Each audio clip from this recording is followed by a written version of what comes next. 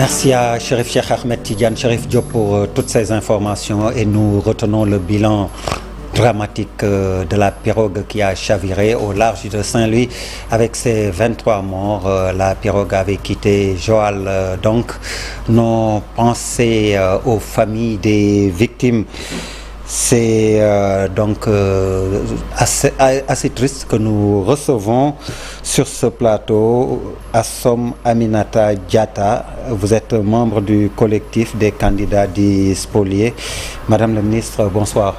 Bonsoir Abdoulaye et bonsoir à toute la direction de TFM, mais également à tous vos téléspectateurs. Comme je l'ai dit, l'actualité est malheureusement ponctuée par ce bilan macabre à Saint-Louis avec cette pirogue qui a chaviré, avec déjà un bilan provisoire lourd, 23 morts.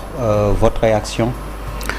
Bon, ma réaction, c'est déjà de dire que la vie humaine est sacrée.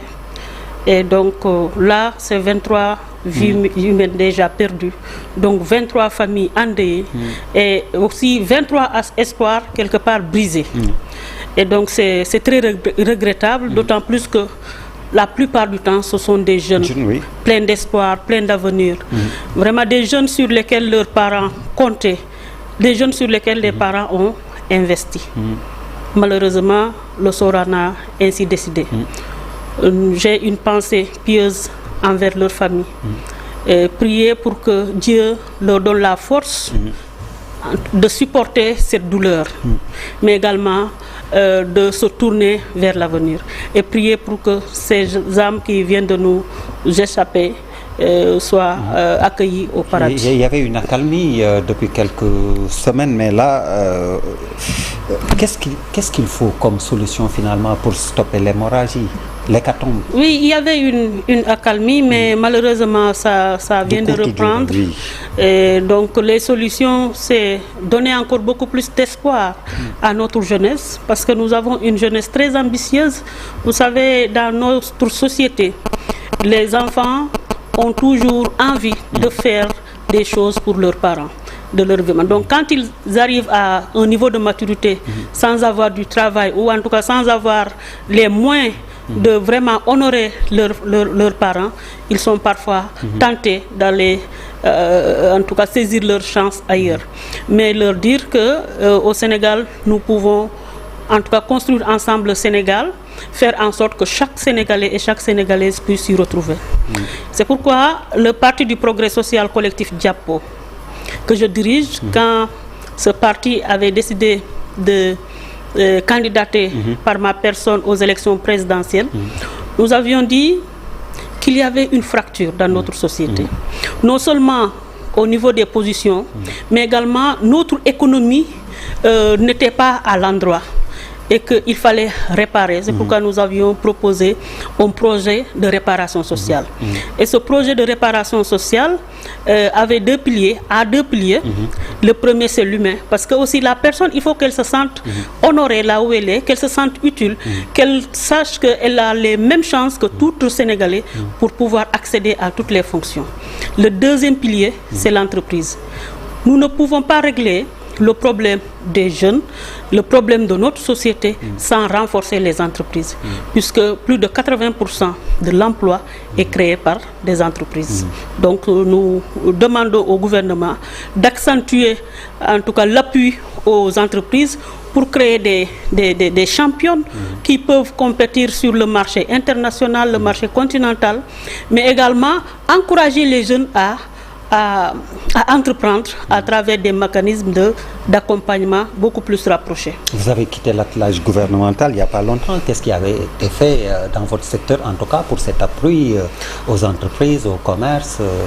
Quand j'étais ministre du Commerce, j'avais initié beaucoup de projets, justement parce que j'avais cette envie de faire quelque chose pour les PME.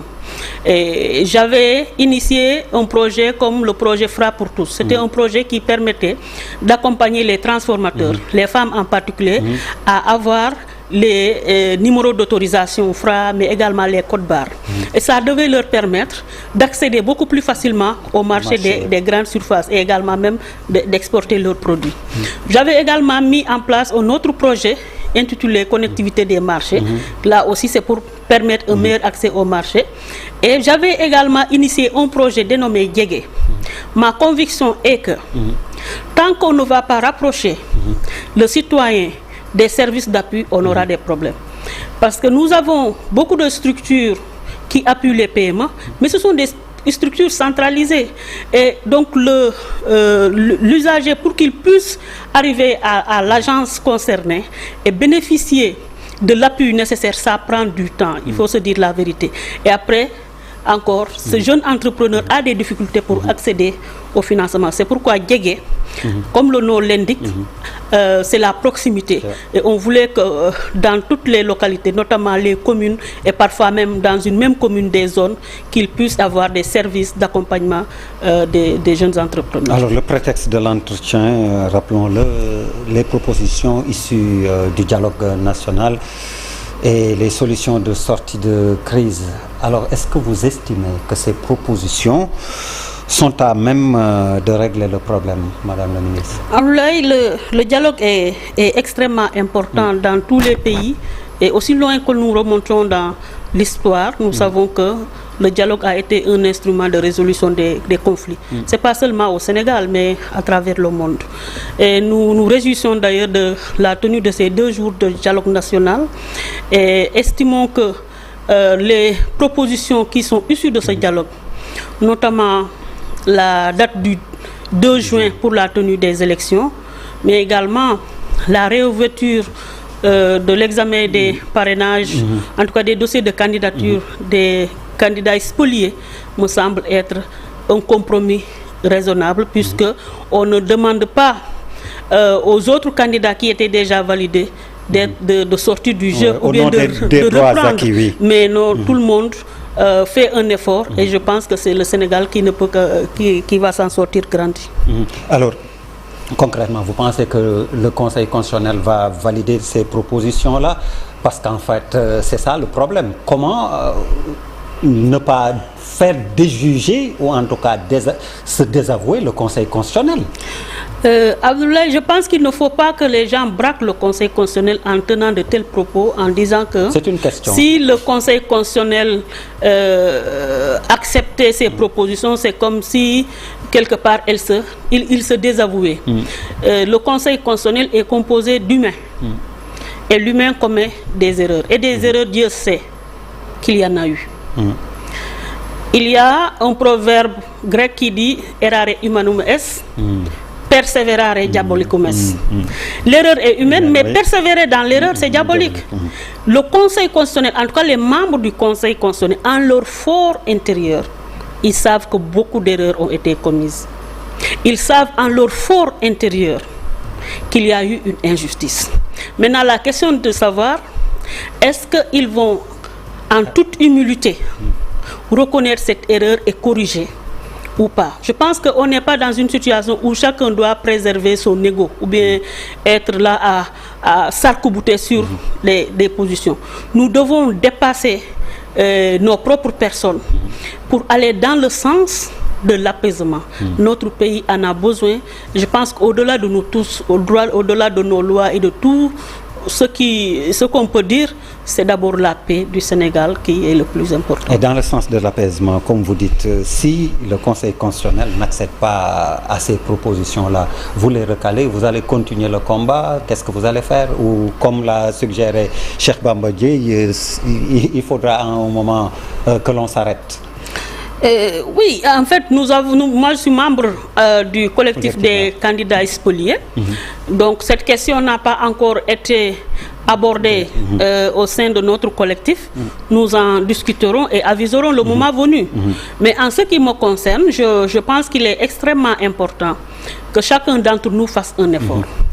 Je demande encore au Conseil constitutionnel de ne pas écouter, en tout cas certaines personnes qui ne font que pousser notre pays vers une situation d'impasse, mais plutôt d'avoir en ligne de mire l'intérêt supérieur de la nation. En tout cas, Assom Aminata Diatta et le parti PSC Diapo et la coalition qui m'a investi, nous sommes déterminés à faire les efforts nécessaires pour que notre Sénégal nos populations, que tout le monde retrouve sa paisibilité, parce que c'est extrêmement important. Alors pour ce retour à la paix, il y a cette loi d'amnistie qui, dès demain jeudi, sera examinée à l'Assemblée nationale. Ce sera la 4e loi d'amnistie que le Sénégal va connaître.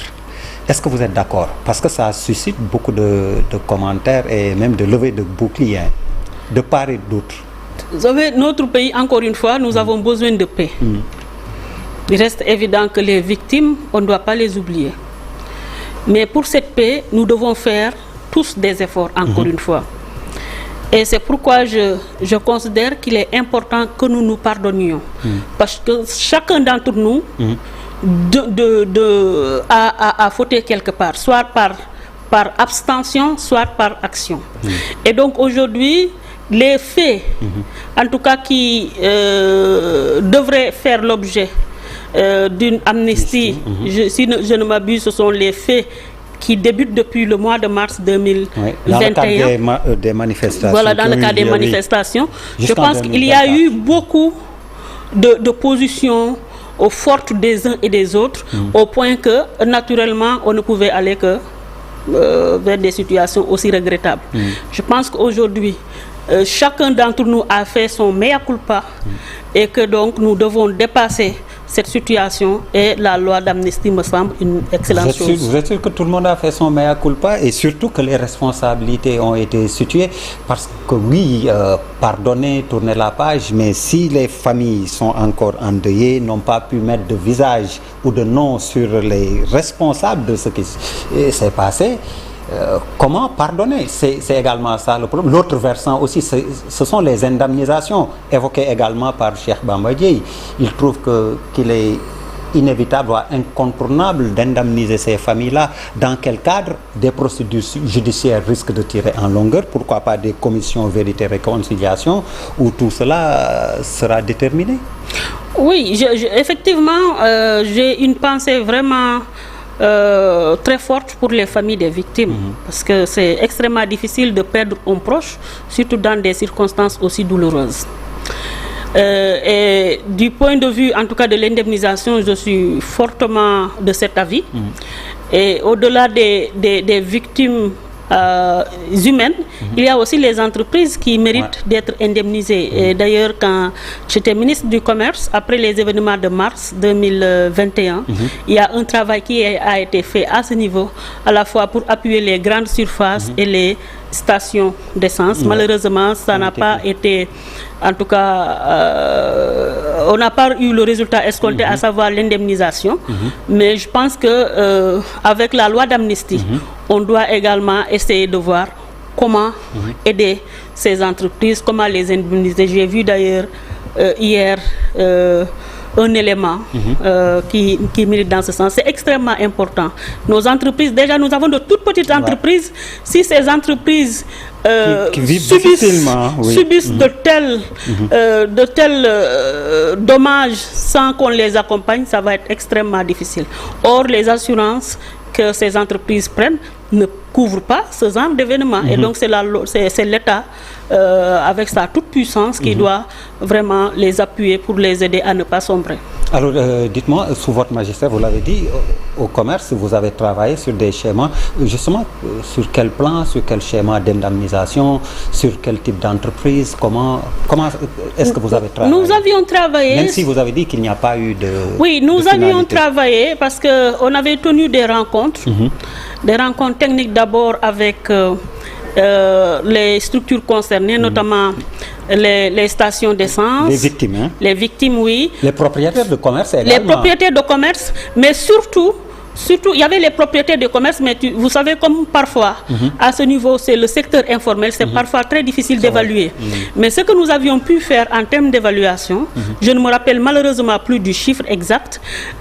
Au niveau des grandes surfaces, nous avions fait une évaluation, nous avions rencontré, tenu plusieurs séances de travail avec les chefs d'entreprise de ces grandes surfaces, mais également nous avons tenu plusieurs rencontres avec l'association des propriétaires d'essence, des stations d'essence. Oui. Et nous avions retenu, en tout cas, un schéma d'indemnisation, malheureusement, qui n'a pas été suivi des faits.